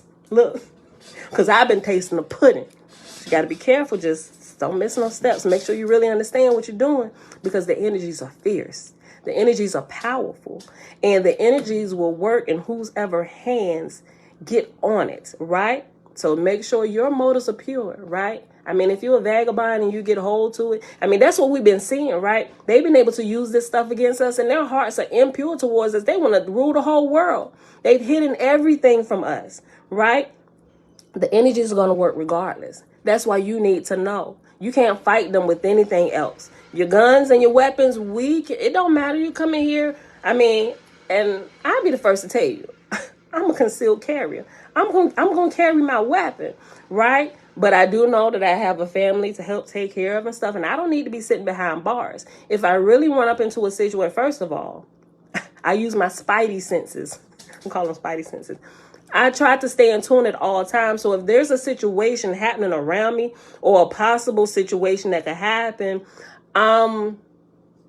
I believe that I stay in tune enough to know that we're not even going to put ourselves in that situation. We're not going to go there that day. Or if I feel something about to pop off, it's time for us to roll out. Get your stuff. Come on, let's go. It's time to go now. We ain't even trying to be a part of this, and we ain't standing fighting for nobody, right? No, if it ain't family, family needs to go. Let's go. We don't want to be a part of this. We want no parts of this, right? But if you bring it to our doorstep in our home, we got the right to defend ourselves, right? By any means necessary.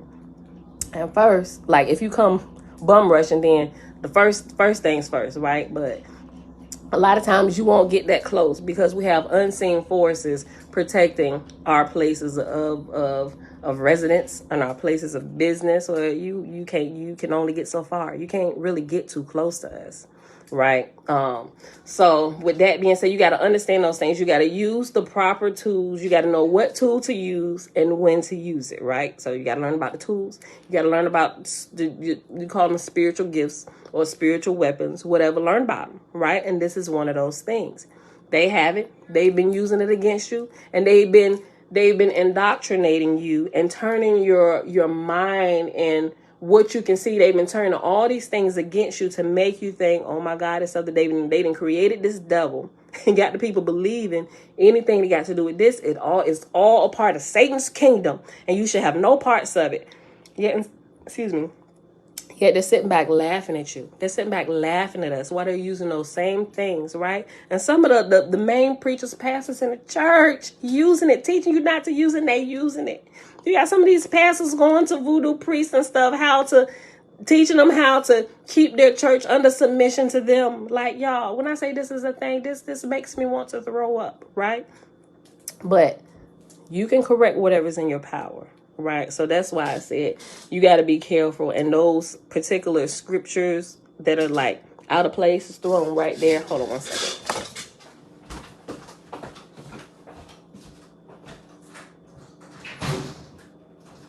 Hey, everything good? Thank you. I appreciate it. All right. You text my husband? Okay. Thank you.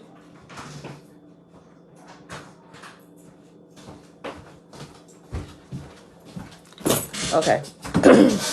All right. So, but you got to be careful. They teach you about it to keep you away from it, to keep them in power over you. And it's not a race thing, although they've been portraying everything as race because that's the easiest way to keep us in turmoil against one another while they go on doing whatever they want to do to everybody. It's to keep us not looking at them, the true culprits of the devastation that's going on. It has nothing to do with color, y'all. Absolutely nothing to do with color whatsoever. Never has been. Never has been.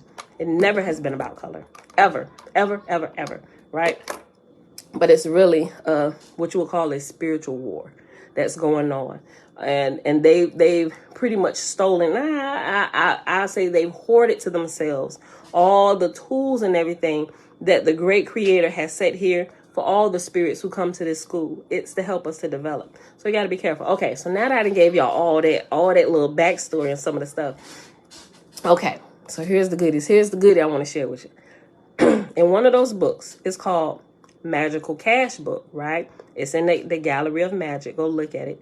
If you missed it, go to the community section. If you're on YouTube, or you can type it into Amazon, the Gallery of Magic. Make sure you put a K at the end of Magic. MAGICK, the Gallery of Magic. In there by Damon Brand and a couple other authors who spent years learning about the spiritual realm and the powers of different things that work, and it's like really a thing. The Enochian magic, all these things, pulling those scrolls, all that. They explain it. Remember, do not skip over the preface and the introduction. Don't skip over any of that. You have to read it because that is your education, right? It's really good. And if you're really well versed in the Torah and have done a lot of research, you're going to start making connections with a lot of things that we find over in the Hebrew, because all of it uses Hebrew. Every single magic book, it uses Hebrew, right? And if you already speak fluent Hebrew, you get right through it and you'll be able to make these connections really quick. Okay. But if you haven't done a lot of research, I'm going to just say it's not so hard. It gives you a good working information, a good short education to get you working correctly, using the vehicle appropriately without hurting yourself or others, right? Okay. It'll help you grow, and it'll help you loosen up some things in this life around you, things that people are holding hostage, or things that seem like is like, man, I can't seem to get a breakthrough, right? You're going to see some breakthroughs. And it's just a little goodie for the financial side. Okay. So it's called Magical Cash Book. Just follow the instructions, right? Read it, follow the instructions, and test it and taste the pudding. Okay. So me and my sister was like, maybe we should try this. So there are a couple people, you can look on YouTube. The couple people that did, if you type in Damon Brand's Magical Cash Book, some people have given like their testimonial and how it's worked for them, right?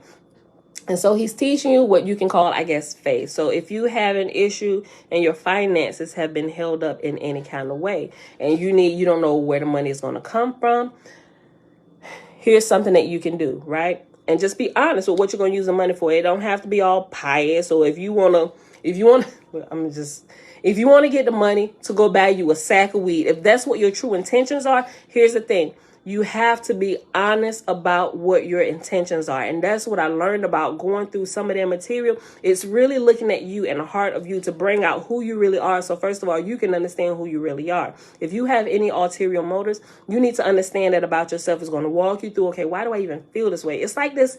It's like, I don't know, it's kind of like a healing thing. It's like really opening your eyes. If you're asleep, it'll help open your eyes, right? But it's dealing with you. You have to be honest with yourself, right?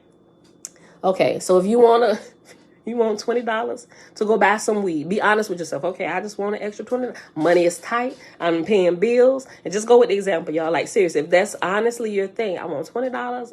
I need to go buy me a sack of weed, my G. Okay, and then you do this, and then you spend the money on what you were honestly going to spend it on, right? So that's just an example. Now, also, if you have not had the experience on dealing with big sums of money, when you first start off, you don't go in there and be like, okay, I want $100,000 when you can't even handle $1,000. If your experience, not saying that it can't get there because it can grow. And I want to show you, but that would be on my experience because we have used it and we've gotten huge sums of money, right? Okay, so I'm going to give you the example that happened with my sister. I still haven't talked to my brother because I know we talked to him about it and there's something that loosened up for him, this thing. Okay, but we'll put my brother to the side for a moment until I actually talk to him. So with it, now in this particular prayer, you call it a prayer, call it an incantation, whatever you want to call it, right? And you're calling on unseen forces to help shake loose some things that have happened in your life, right? Things in the past, things in the present, and things in the future to come, right? If there are things that we missed in the past, we're asking you to shake it loose and bring it to fruition so we can use it today. Now, let me show you how this happened for my sister. We did this. Well, she did, because you have to personally do it yourself. My sister used it, right? So we're in the process of tasting the pudding. She ordered the book, I ordered the book, and we kind of like study buddies, and we kind of go back and forth with one another, right? And so like, okay, let's try this, Alicia, let's try this. So she tried it first. Alicia, she at work. I know she can. Okay, so I'm not sure if it was like 2 weeks. I know it was definitely at least 11 days, time span. So my sister is a registered nurse, right? She works in a hospital. So she's actually the charge nurse, but as she's been there over her years, she has gotten quite a few raises, hence the position she's in now, right? You know, nurses, they get all these different differentials and all this different stuff. But what happened was she did this, and mind you, my sister, she stayed on her money, but something missed her attention over the last year, right? And so this actually happened we in 2022. This was early 2021 when this happened for her, right? Toward maybe like the middle. Okay, so something had missed her attention. So after she did this prayer, called the prayer, incantation, spell, whatever it is, to shake free anything in her finances that she had met 2 years ago. Okay, wait, no, it was 2 years that it had gone past where you didn't realize what had happened. And she wasn't missing she wasn't missing any money or anything. But what happened, make a long story short, she did the little prayer. Okay, she went PRN, and then, she said, I went PRN and my raise slipped through the cracks. Okay, that's what it was. She went through the PRN and her raise slipped through the cracks, right? So, but she didn't notice it on her paychecks, because when she get paid, she was a nurse, and sometimes she wore all these extra shifts. So her checks are huge, right? And so, but she didn't pay attention to it. She didn't even notice it. So after she did it, how long was it after you did it? I know it was definitely at least 11 days. Because they say for 11 days, just kind of repeat the prayer for like 11 days. And I don't know why they choose it. I know.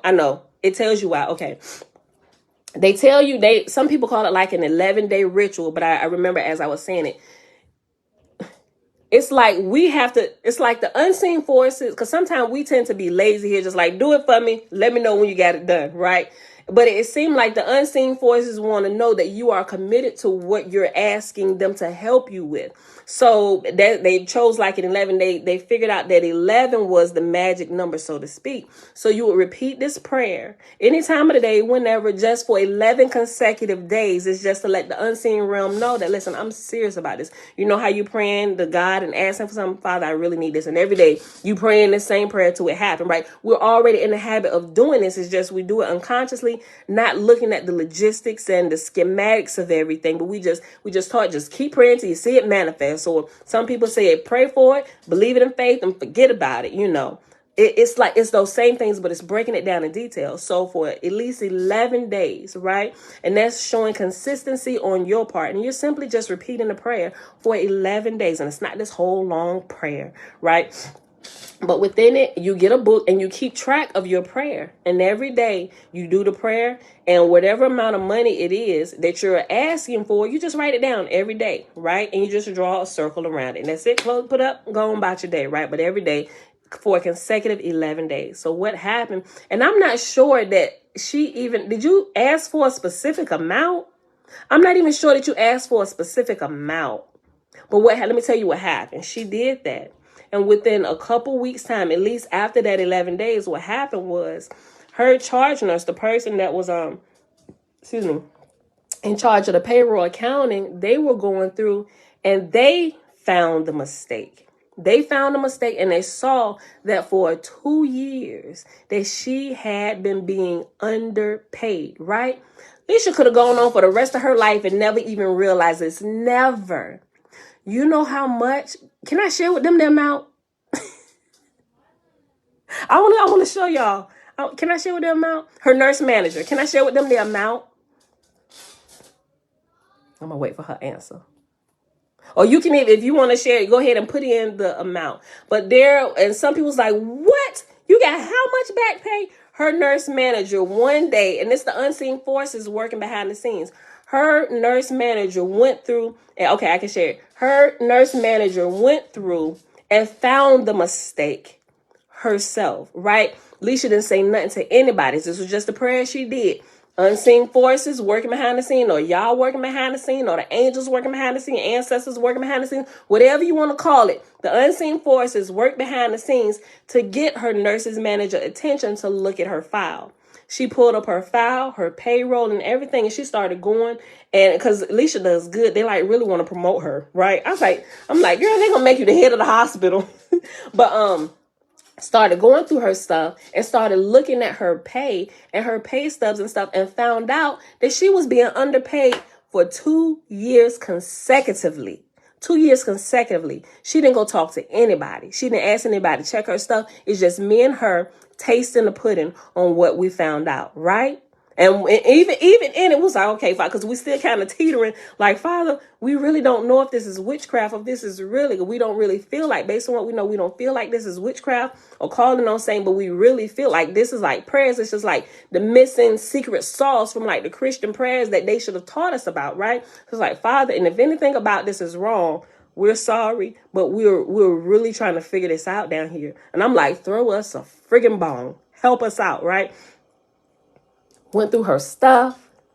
They contacted my sister and let her know that they had been underpaying her for 2 years consecutively.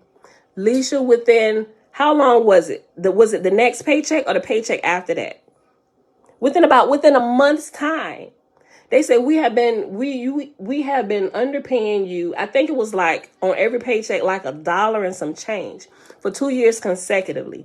And mind you, all them hours she was working on, all them hours for 2 years, they totaled that up, and it was over $10,000. Is that right? You know the exact number. You can put in the exact number. Within it wasn't that next pay cycle, but the pay cycle after that, they gave her that lump sum of money, paycheck, right? Because they had to catch, that's right. Paycheck after that one, after they told her in her checking account direct deposited. It was over $10,000 from them 2 years that she had completely missed. It wasn't even on her radar, didn't know about. Remember, but the prayer is to shake loose anything that's falling through the cracks that we have not recognized. And we're not going talking to anybody. We're simply just doing this prayer. No, oh, I'm sorry. No, she said no. $3 for 1 year, 5 for another. More. Oh, okay. All right. Okay, what you got? Okay, before taxes, what it was $15,000. When she actually got it direct deposited, what she got deposited in there was a little over $10,000. Boy, the IRS, make sure they take their part. And I know I'm doing work doing taxes for the IRS. They ain't playing with you. They ain't playing with us, right? So everything total up over $15,000, right? And remember, this was within 2 weeks after doing the prayer. After doing the prayer, what we'll call a prayer or the magical cash book, within 2 weeks, it shook these things loose. Unseen forces got her nurse's manager attention to start looking into her pay. And she saw the mistake and the discrepancy. And they alerted her to it when she called me. I said, girl, it worked. It worked. Oh my gosh, it worked. She said, girl, guess how much it is? I said, get out of here. I said, yo, this Jane worked, right? And we told our other sister about it. And we told our brother about it. Yo, like, y'all gotta go do this. You gotta go do this. So, but that was all within like a couple weeks of doing it, right? So now my husband's not here, but I kind of been sharing sporadically a little bit. Now, that's how it worked for her. Now with us, it was a little bit different because we had some things held up with our business requests that we had put in. I did it. Went through, did the same thing. The very after, matter of fact, okay, there was 2 times that I did it for the business, and we got 2 huge lump sums for something that we had requested to help build our business on the back end, right? I don't know that I necessarily want to give it to you. I ain't trying to like boast or anything like that, but it is for business purposes, right? But it was great lump sums of money, right? So we did it, and they'll tell you when you read through it, it'll tell you that you should be consistent and do the prayer for at least 11 days, right? But yeah, I'm not Leisha. I'm not going to but I'm just saying it'll work for any amount of money, but the amount of money that it will work for you for is what you at this point in your life can handle. So if you can only handle an extra $1,000, don't go asking for $100,000. You're not even mentally prepared to handle that amount of money. It's not like winning the lottery. It's not like that. If you think that's what it is, don't even try and use it, because that is not what it is. It's not a get rich quick. What it is, it's literally developing you. And I want to say, if you want to use church words, it's literally helping you to develop your faith. It's actually giving you something to do and to calculate, and you can do it in stages. If you want to believe for like an extra $100, to whereas, if that's what you can believe for, if your mind can't even fathom, okay, I'm comfortable. Like within a month's time, I know somebody could just bless me with that, or I could find $5 here, $5 there, or I can get back whatever. If that's where your mind is, then use the amount that you are comfortable for. It's going to help to build your faith and what you can believe for and what you can ask, or you want to say ask y'all for. And I'm telling you, it works. There was one girl, hers is on YouTube, and she'll tell you she could only believe for $200, right? Things that just happen out of the blue. It'll give you opportunity to get the money you ask for. It could be opportunity. It could be somebody. And it's not always somebody giving you something, or whatever is closest to you. Jen, it can be done in increments. Yes. And that's what it'll explain to you. Right. And it's such a good little workbook. right? Anybody growing their faith, just don't let the word magic throw you off. The principles in it are priceless. The principles in it are priceless, guys. It really is. And it's easier for people who haven't been raised in a church to understand that and get in and actually get operating in it and grow than it is for people who have been indoctrinated and they tell you everything is of the devil. It's so much hard for church people, even some of our Hebrew brethren and sisters, even if they've been doing research, they still got to get past that whole Satan devil type thing before things begin to click, because you can't even fully grow there, because that's going to be a big hindrance to you at a certain point, because you're not going to be able to operate with the energy, with the unseen realm efficiently, because it's always going to keep that factor of fear there. Not that you shouldn't have healthy fear, you really should. But that's why I say that's why I recommend Damon Brand. I've went through all of the books in his thing. I haven't tried all of the different things, but the education that he gives in the beginning of his book is I found it to be priceless, y'all. If you don't believe me, just get it tested. You don't even have to buy the hardback. Download it on Kindle and read through it, right? Take what you can, use what you can, use it for your growth. What you can't use or use it this time, hey, put it to the side.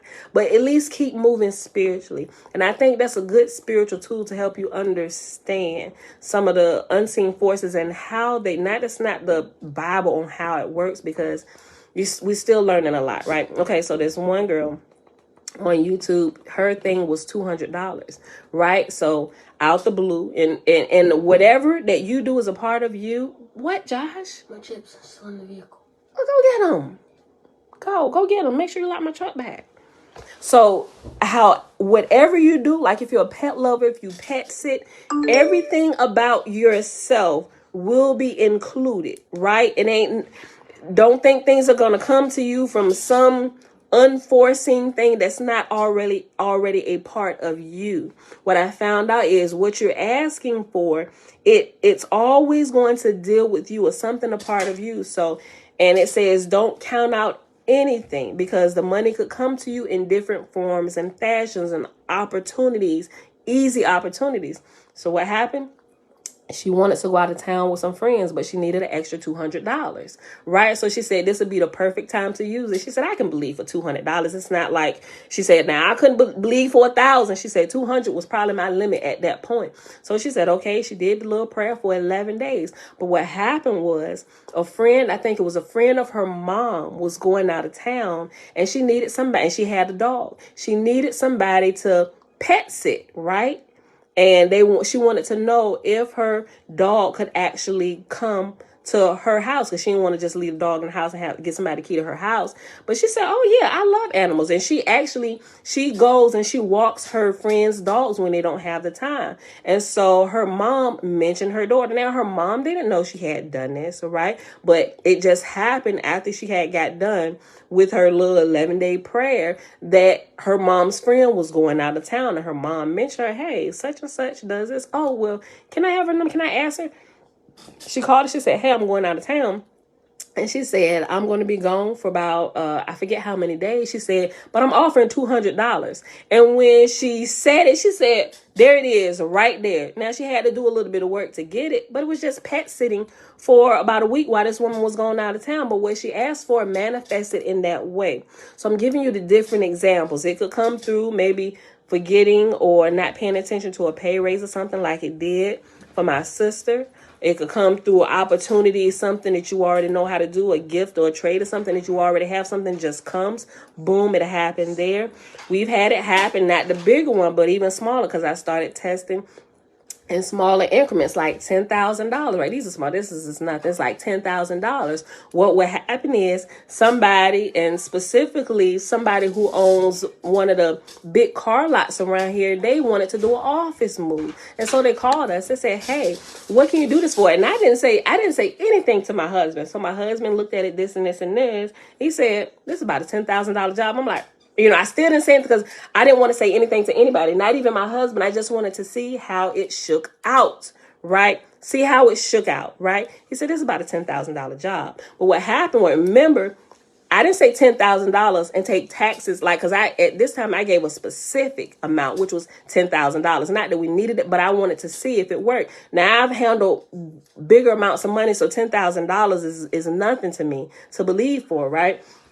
So my husband said, this is about a $10,000 job. My ears perked up. And so I'm paying, I still didn't say anything to my husband. But what happened was, I'm like, okay, so if we do this and we use employees, I'm just running through in my head. If we use our employees, we're going to have to pay payroll, all of this, and it's not going to be $10,000. But what happened was, while they were on the job, there were other things. She said, why need these boxes moved? Everybody going to need to box up their stuff and they don't want to do it. Can you add this to it? But what happened was, my husband said, okay, well, here's the price if you want us to do this. And that same job with the boxes and stuff that they added to it, he added it to that. And after that was done, the project cost them more than $10,000.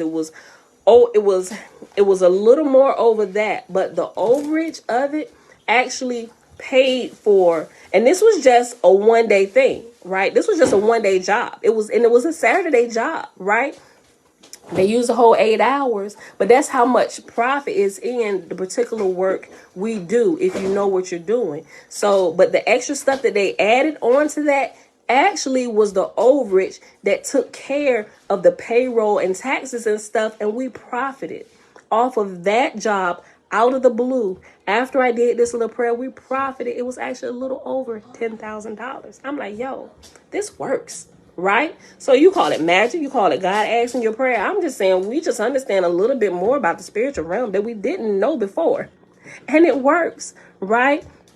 But they'll also teach you that people will use it against other people. And he said, and it seems like there are no forces to stop you from doing that. You know, he said, now they also don't recommend that you use it that way. It really depends on the person using the spiritual principles, right, in this physical realm, right? So good and evil happens because of what we do with it, or what we term to be good and evil. So if we taking this knowledge of the unseen realm or the unseen help and using it against people spitefully, that's a wrong use. That's a mishandling of tools. That is mishandling the authority that is given to you. Just like cops who overstep their bounds, and just because they wear the badge, oh, I wear the badge on what you gonna do. And especially if they're ignorant, right? Now they ain't gonna do that to nobody that's another cop or somebody that's hired like the FBI. They ain't gonna try that crap because they got a little bit more power than you. And we can see that in the physical realm. It's the same thing in the spiritual. And people with ill intentions in their hearts, they carry that same type of attitude that rogue police officers do. And they do the same thing to people spiritually and unseen that we can physically see cops doing to different people, different races and types of people, just because they wear the badge and they can get away with it. And they got a whole system that's going to back them up or not going to put them under the bus when they do it, right? It's the same thing when you get over here and you see it. So that's why I say you have to be careful about what's in your heart, which is why I like Damon Brandon, why he spends so much time about you and your own heart motives before you use this, right? And how you use it. He's giving you the information. He's putting it out there. He's teaching you about it, right? But when you get it in your hands, you do with it whatever you do with it. But you know the consequences. Now, there is what you would call a law of karma. They call law of karma, what goes around comes around. Now, you may be using some of these things, but you're going to meet your match one day. If you start using these unseen spiritual powers, forces, doing things like a rogue cop out here, you're going to meet your match one day, soon enough. Don't do that. Do not put yourself in that position. Use it for your own spiritual growth, to help loosen up some things around you. Business deal, unseen forces. Not that you have an upper hand on people. No, there's just some things we can't see. Right? In the physical realm, secrets, things people are keeping from us to get the upper hand on us. We're using it to shake loose the shenanigans so we can move about life and grow unhindered. Now we're going to run into opposition, but when you get to it, learn how to handle it, but handle it appropriately. Just like with the if you're familiar with the in the military, and even in the police force, the laws of escalation and de-escalation. Even if you carry a weapon, you take a concealed weapons class that teach you about the laws of escalation and de-escalation. Same thing with spiritual principles and spiritual powers that you learn about and you learn how to wield. That's now a part of your toolkit, right? Don't automatically pull out your gun on somebody when they just got their hands. That's no, you go to the next level. You can pull out mace, you can pull out an axe, but if they don't have any weapons, you can't automatically pull out your gun, right? You can't shoot anybody in the back, right? There's no justification of shooting anybody in your back. Like, they are not a threat to you. They're running away. I mean, they may be running away from the law, and that may be illegal, but they're not a threat to you. And it's absolutely illegal to shoot somebody in the back. It's illegal to shoot somebody in the back in the spiritual realm too, y'all. It's the same principles. Yo, Tylane, girl. Oh, that's good. Okay. Tylane say they was putting up a new house in the neighborhood about 2 years ago, and I asked God, I wish I could get a new house, but at the same time, I don't want to have payments on my existing home. I was able to pay my mortgage off completely off on a 30-year mortgage in 11 years. Oh, Tylane, that is awesome. Congratulations, sis. Not a lot of people are able to do that. But there are a lot of stories, even stuff like that'll happen. Like if you're upside down on your mortgage, like all these things. I haven't personally tried that one yet, but there are different things that you can do. There's a lot of little stories I can give you about this and some of the things that we've done to help different people out that may know and may not know, right? It's just simply understanding how unseen forces can help and just come shake loose a few situations for you or help you in a few situations, right? But yeah, so yeah, Lindsay, yeah, that's going to help a lot. As I live in Israel for 8 years and went to a language school there and speak and read it. Oh yeah. So let me know when you start tasting the pudding, Lindsay, y'all. Y'all let me know which book it's called Magical Cash Book by Damon Brand, right? So it's in the and I'll actually share the link just for that one specifically in the community section on YouTube and on Facebook today. So y'all, that's gonna be it. I hope y'all enjoyed it today. That was my little goodie I wanted to share. I've been wanting to share that one with y'all for a minute. I'm like, yo, they gotta learn about these tools because they need to learn how to use this stuff, right? And I wish if I had a church, and I'm never gonna get a church. I'm not, but I'm just saying, I would be letting people know, yo, this is this is this. Now, this is how you go out here and change the world outside of these four walls of the church. You equip the people with what they can use, not you sitting here on your face and snot and cry and beg for help. No, everything we need is already here, has been given to us, and we've been kept ignorant of the tools that we supposed to be putting in our toolbox, right? So I'm just saying, right? They keep us away from these spiritual tools by calling it witchcraft of the devil, and I'm telling you, it's absolutely not. I mean, if you don't believe me, go test it. Taste the pudding. And if you still think I'm a heretic or you count me off and say, yep, she used to be a Christian. She a witch now. Don't talk to her. It's whatever. But I'm just saying, until you start hearing some of these if you have a supernatural experience or out-of-body experience, you might come back lurking on my page one day. But okay. Well, what you had said back in the day when, okay, because I think I kind of experienced something like what I heard you talking about. Okay, what video was that? Okay, did she say magic, astral projection? Now let me type this in. You know, like, I'm serious, y'all. So I'm just saying, taste the pudding. And please don't get them and just go skip in the back and start doing stuff. That's like trying to drive an airplane without taking a class. Please, guys. If y'all don't hear me say nothing else, please do not skip through the preface and the introduction to starting pages. Start at the beginning. Pay attention. If you don't understand, read it again. Don't try anything until you understand what has been said to you, right?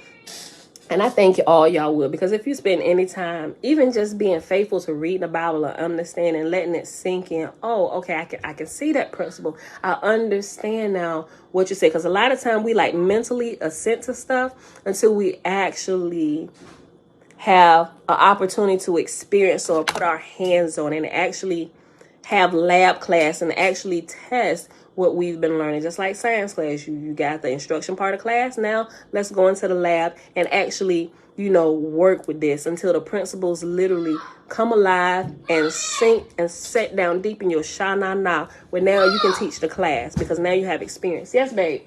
Josh trying to cut me. He trying to cut you? How he trying to cut you, sis? Him trying to cut me with my knife. Wait, what? Tell him, why are y'all in Jeremiah's room? What knife? Mom. What? No, let Aubrey in the room. Guess what? Y'all should not be in his room. Tell Joshua I said come here. Tell him I said come here.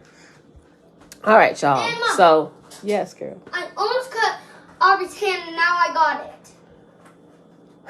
Let me end this. Go lock my son's room up. Lord have mercy. It's probably his little pocket knife he keep on his, He's gonna get out. Because these kids. All right, y'all. Thank y'all for hanging out with me today. It is Sunday, March the 6th, 2022. Hold on. I'm about to come up there. It is March the 6th, 2022, day 48 of year 4 of reading through the books of the Law and the Prophets. Another 4-year consecutive day count, day 1066. We read Tablet H in the complete Annunaki Bible, and we didn't finish all of it. We got like a little paragraph left, and we started at page 133 all the way to page 137.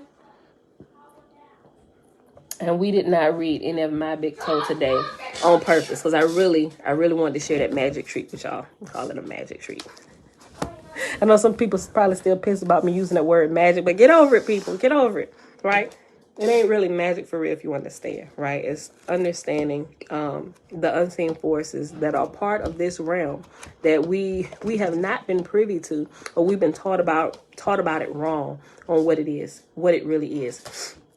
Right. Okay. So with that being said, I love you all. Father, thank you for your wisdom and grace and giving us strength to even just look at things that we've been taught about wrong. Help us get rid of all that fear, but continue to lead us and guide us in all truth and give us understanding. And as our understanding develops, help us to take that understanding and apply it to our life so it becomes wisdom, and let the wisdom flow out in all those that see. Let them see the change that has taken place. And if they haven't yet tasted the pudding, we know that it's going to get them curious. Like, what is going on? What you doing, girl? What you doing, man? Right? So let us be that light set upon the hill to draw other people to the truth. All right, beautiful people. That's it. I love y'all. I'll see y'all back here tomorrow morning. The new cycle for the Sabbath. She's so loud. Oh my gosh, she's so loud. Hold on. Yes, Tootie. Baby. Shoot me again. Shoot you with what? With his shotgun.